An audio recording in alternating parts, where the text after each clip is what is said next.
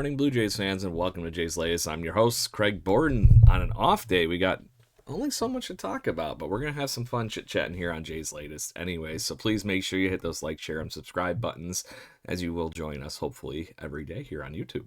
So, on that note, it is that time of the year. We're going to start talking playoff push, playoff push, playoff push. But first things first, let's talk this wonderful evening that we're going to start against the Miami Marlins tonight. So Blue Jays will be heading to Miami, actually probably already there. And in the midst of this whole thing, we're going to see the debut of Shane Bieber this evening for the Toronto Blue Jays. It'll be his first start in over a year. And it's going to be the fun part of what we see for what the fruits of the labor was for the trade deadline.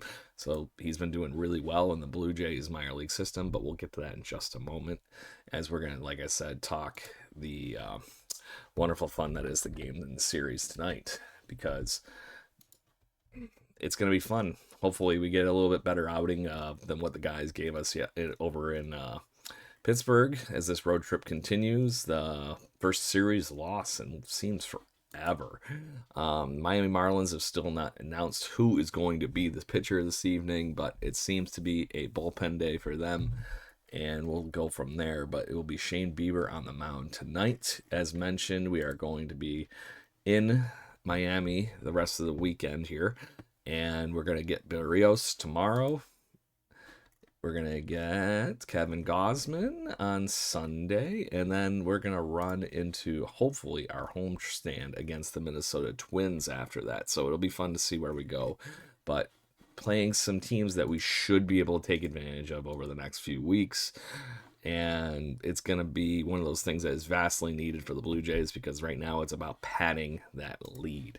The Blue Jays currently have a 4.5 game lead on the New York Yankees and only a 5 game lead on the Boston Red Sox.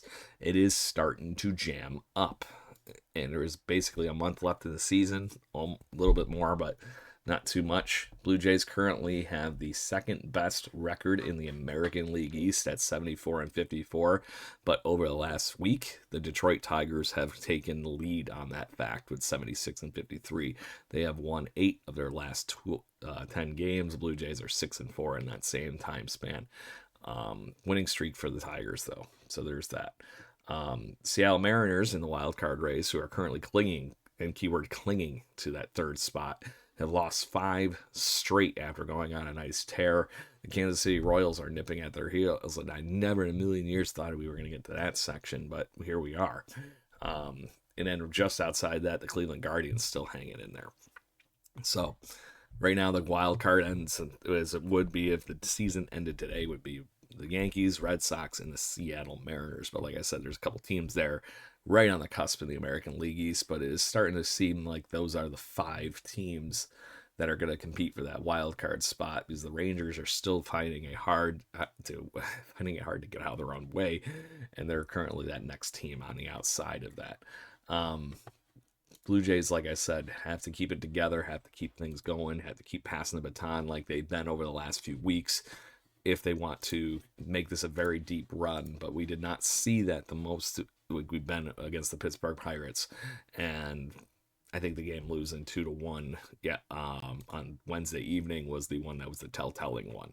It was just a little odd that we couldn't get to a young pitcher that had such a rough bullpen career up to that point. But props to Johan Oviedo, who did a good job, obviously, against the Blue Jays lineup the other night. So on that note, we're hoping to get Vladdy back today. I don't think anybody's going to be able to keep him out of the lineup regardless of how he's feeling. He's all in on this playoff push, and that's just how he is. So let's talk the Biebs. So, like I said, Shane Bieber is going to make his Blue Jay debut, not Major League debut. Former Cy Young Award winner has had a very, very, very impressive resume in his 7-year career. He is currently sporting, for his 7-year career, a 3.22 ERA, which includes his wonderful Cy Young performance in 2020 with a 1.63 ERA. It's a very, very, very good, talented pitcher that what Blue Jays got here. And he was cruising before that too. So it's not like he was having down years or anything in that matter. His quote unquote, I'll just for lack of a better term, down year in 2023, he had a 3.8 ERA. Just saying. So we're gonna see how good it is to have him on the mound, but it will be amazing to have another veteran presence like Shane Bieber in our lineup. He's pitched in the playoffs. He's done this. He's done that. I'm gonna try pulling up his postseason record here. He's had one good outing and or two good outings and one rough one. So the Yankees beat him up in 2020, but he had a very good run in 2022 with the Cleveland Guardians. Basically through 14 innings, did and only gave up 3 runs in those 14 innings. So that's pretty good. But yeah, it's great to have the Bieber in Toronto, and we'll see him in his next start in Toronto. Probably won't be against the Marlins or the Minnesota Twins, who we have at home next. Sorry. But to that point, it's still very interesting in seeing what dynamics going to unfold with this pitching rotation when you really got 6 great guys.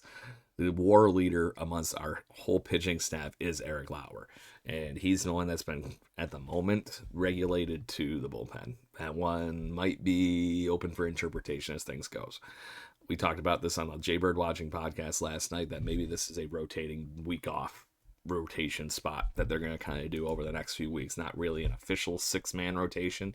You just have one of them jump to the bullpen for the week that are quote unquote assigned to the bullpen. So it could keep them all fresh. It could keep things wonderful. So we'll see what happens. But it's a good problem to have.